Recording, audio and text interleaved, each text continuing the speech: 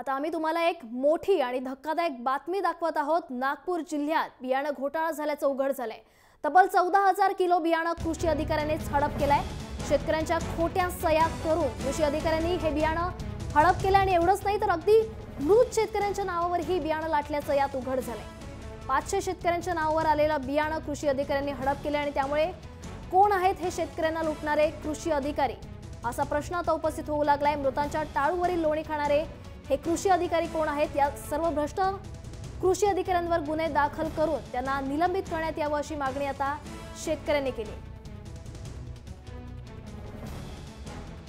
तर एक मोठी बातमी आपण या ठिकाणी पाहत आहोत। नागपुरात शेतकऱ्यांच्या खोट्या सह्या करून हक्काचं बियाणं लाटल्याचा धक्कादायक प्रकार उघडकीस आलाय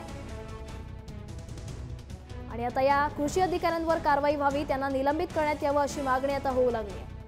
नागपूर जिल्ह्यात बियाणं घोटाळा झाल्याचं उघड झालंय आणि तब्बल 14,000 किलो बियाणं कृषी अधिकाऱ्यांनीच हडप केल्याचा आरोप करण्यात येतोय शेतकऱ्यांकडून आणि शेतकऱ्यांच्या खोट्या सह्या करून या अधिकाऱ्यांनी हे बियाणं हडप केल्याचा प्रकार समोर आलाय।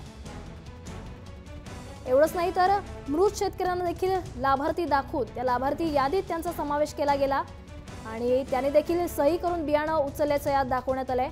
त्यामुळे आता या भ्रष्ट अधिकाऱ्यांवर कारवाई व्हावी, त्यांच्या विरोधात गुन्हा दाखल व्हावा आणि कठोर त्यांच्यावर कारवाई व्हावी अशी मागणी आता होते।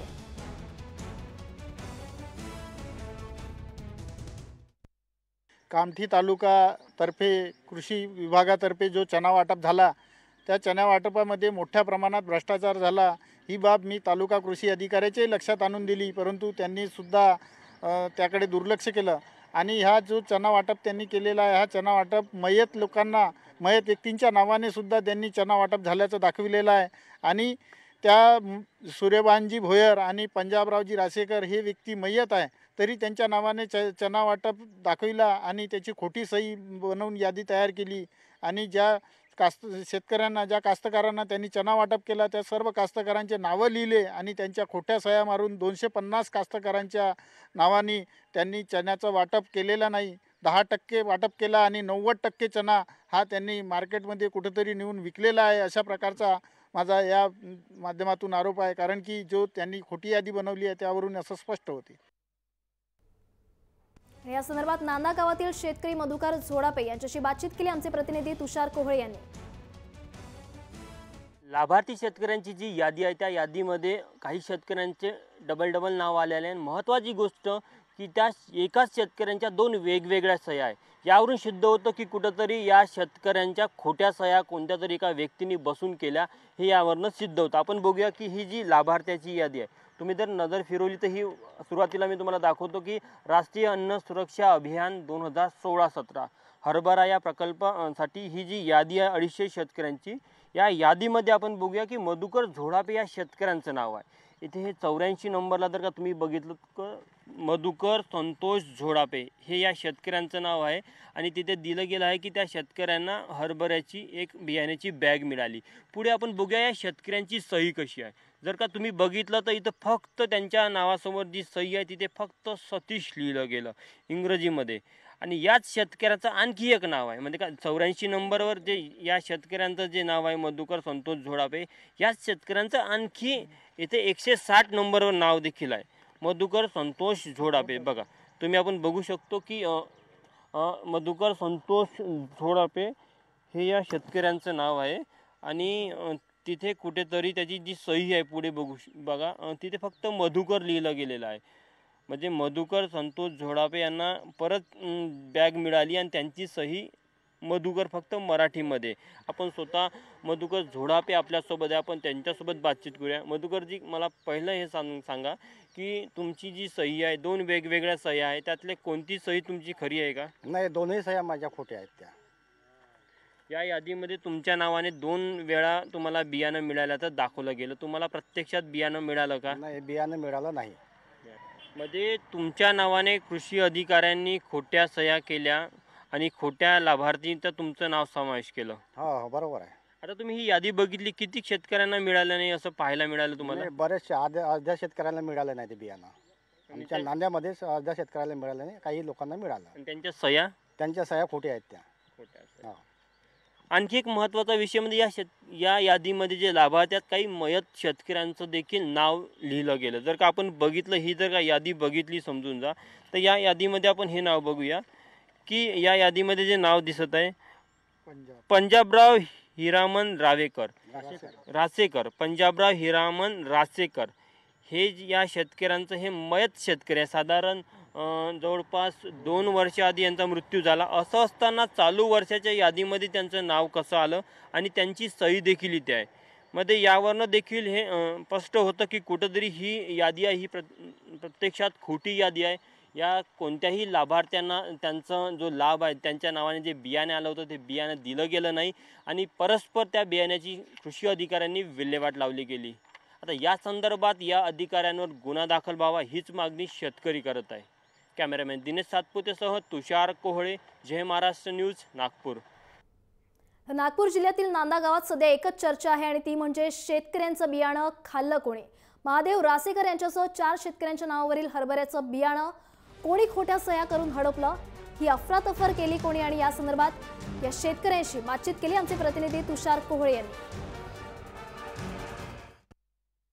तुमची जी सही होती ती तुमची खरी आहे का? नाही, खरी नाही आहे. तुमचं नाव सांगा. माझं महादेव हिरामन रासेकर आहे, मुक्काम नांद्याला. तर मी आता हे लिस्ट पाहिली.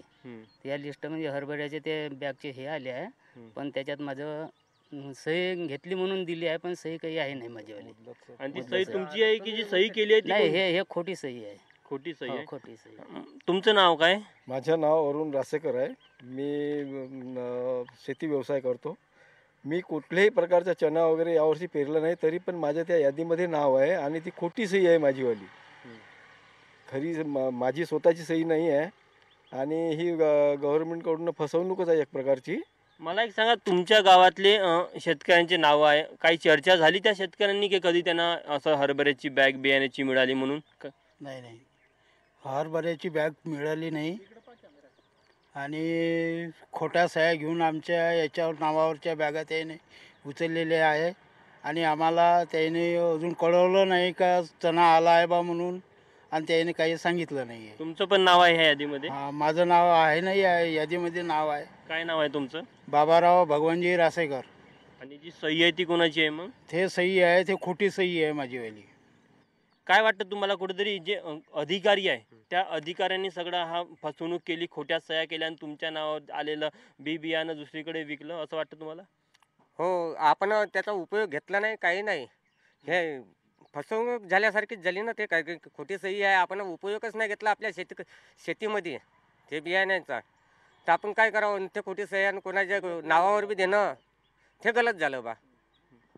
तर आपण बघू शकतो की कशा प्रकारे हा सर्व धक्कादायक प्रकार घडलेला आहे. या संपूर्ण यादीमध्ये साधारण 250 शेतकऱ्यांची नावं आहे, पण बहुतांश शेतकऱ्यांना हे बियाणे भेटले नाही. आणि महत्त्वाची गोष्ट की त्यांच्या नावाने बियाण्याचं वाटप झाल्याचं दाखवलं गेलं आणि साक्षऱ्या देखील त्या शेतकऱ्यांच्या दाखवल्या गेल्या, पण धक्कादायक प्रकारमध्ये ज्या सर्व साक्षऱ्या खोट्या आहे.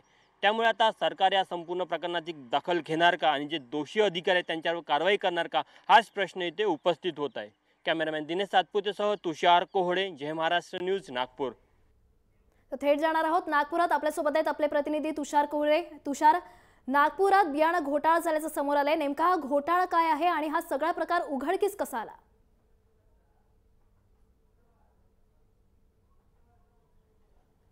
भक्ती, निश्चित अत्यंत धक्कादायक असा हा प्रकार आहे. शासनाची एक योजना ते राष्ट्रीय अन्न सुरक्षा अभियान. या अभियानाअंतर्गत जिल्ह्यातील काही तालुक्यांमध्ये असे प्रकल्प राबवले जातात कडधान्य बियाण्यावर आधारित, की जेणेकरून अन्नाची जी टंचाई ते भासणार नाही किंवा ओपन मार्केटमध्ये त्याची टंचाई भासणार नाही आणि भाव देखील स्थिर राहील. त्या आधारावर कामठी तालुक्यामध्ये हा प्रकल्प राबवण्यात आला होता आणि या आधारावर शेतकऱ्यांना जिथे जे हरभऱ्याचे बियाणे आहे ते वाटप करण्यात आले होते. साधारण 70% अनुदानावर हे बियाणे तिथे वाटप करण्यात आले होते असं कागदोपत्री दाखवलं गेलं. पण प्रत्यक्षात जेव्हा आम्ही नांदा या गावामध्ये गेलो तेव्हा वस्तुस्थिती अत्यंत भयानक होती. तितक्या शेतकऱ्यांसोबत चर्चा केली तेव्हा त्यांनी सांगितलं की आम्हाला कसल्याही प्रकारच्या हरभऱ्याच्या या बॅगा मिळाल्या नाही. तिथले जे स्थानिक जिल्हा परिषद सदस्य होते नाना कंभाले, त्यांच्यासोबत आम्ही बातचीत उपस्थित केली, त्यांनी एक यादी मागवली। महत्त्वाची गोष्ट की मागील 3 महिन्यापासून तिथले जे तालुका कृषी अधिकारी होते त्यांना यादी देत नव्हते। जेव्हा नाना कंभाले यांनी स्वतः सभागृहामध्ये, जिल्हा परिषदेच्या सभागृहामध्ये हा मुद्दा उपस्थित केला, तेव्हा सभागृहाच्या वतीने जेव्हा यादी मागण्यात आली तेव्हा कुठेतरी त्या सभागृहाला ती यादी मिळाली आणि ती यादी नंतर नाना कंभाले यांनी बघितली आणि त्यांच्यामध्ये ज्या शेतकऱ्यांची नावं आणि त्यांच्या ज्या सह्या बघितल्या त्या संपूर्ण खोट्या होत्या आणि जे नावं दिले गेली होती त्या शेतकऱ्यांना हरभऱ्याच्या बियाणे देखील मिळाले नाही। यामध्ये काही महत्त्वाचा धक्कादायक असा या यादीमध्ये तो प्रकार होता, जे लाभार्थ्यांची यादी होती यामध्ये अनेक असे मृतक शेतकरी आहे ज्यांचे 2-2, 3-3 वर्षाआधी मृत्यू झाला, त्या शेतकऱ्यांचे देखील लाभार्थ्याच्या यादीमध्ये नाव दाखवलं आणि त्यांच्या साक्षर देखील त्या यादीमध्ये आहे। इतकंच नाही तर असे अनेक शेतं आहेत जिथे लेआउट पडले किंवा जे शेतं पेरणीसाठी वापरले जात नाही अशा शेतामध्ये देखील कुठेतरी बियाणं वाटलं आणि त्यावर कुठेतरी प्रकल्प सुरू आहे असं दाखवलं गेलं। त्यामुळे निश्चितच अत्यंत हा धक्कादायक असा हा प्रकार आहे। म्हणजे जवळपास 14,000 किलो तिथे येतं हरभऱ्याचं बियाणं आलं होतं आणि ते बियाणं परस्पर अधिकाऱ्यांनी वाटलं किंवा लाटलं असा आरोप आता तितके शेतकरी करत आहे। कारण की ज्या प्रकारे आपण बघितलं की 4 दिवसाआधीच नागपूर खंडपीठामध्ये केंद्र सरकारने मान्य केलं होतं की महाराष्ट्रामध्ये दिवसाला 7 शेतकरी आत्महत्या करतात, असं असताना देखील कशा प्रकारे विदर्भामध्ये हा धक्कादायक प्रकार घडत आहे।